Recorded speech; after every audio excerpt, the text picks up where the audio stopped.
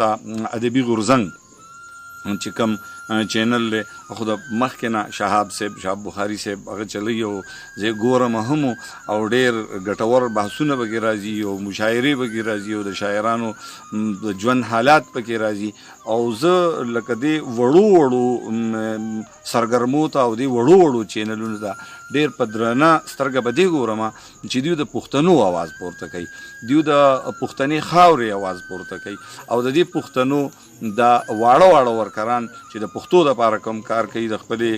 علاقې دپاره کوم کار کوي هغه دیو ټولې دنیا ته وړاندې کوي نو زما په خیال سره چې دغه شانته زلمي دغه شانته چینلونه دغه شانته تنظیمونه او دغه شانته شاعران او ورکران موجودي نو انشاءالله پښتانه به ډېر زر د خپل ژوند هغه مرام ته لکه چې ترقۍ ته او امن ته ډېر زر ورورسي نو زه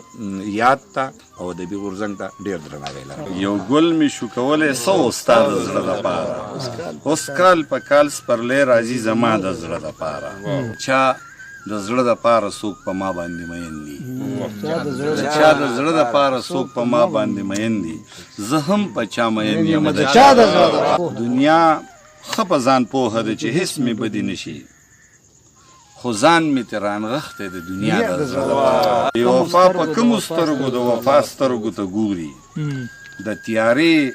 بیرغ په لاس کې د رڼا سترګو ته ګوري محبته ستا اظهار که غرونه غرونه زړونه غواړي خو په سترګو کې دې بیا هم څوک په غلا سترګو ته ګوري ضروري نه ده چې څوک دې خامخا په چا مین وي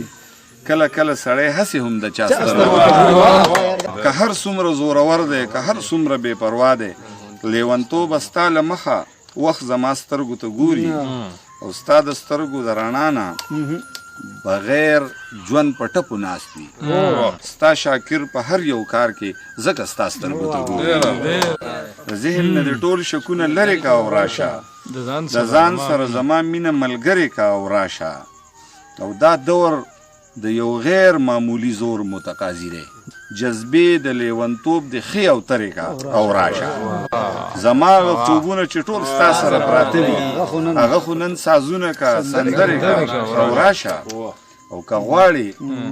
چې ستا حسن ته احساس د لویۍ وشي ځان سره یو څو خپلې ملګرې کا او راشه د ځان سره د مینې یو ښکلې ډالۍ راوړه کرکڼې کا مماڼې کا ګورګورې کا او راشه او شاکره په توکل د محبت سترګې چوتیږي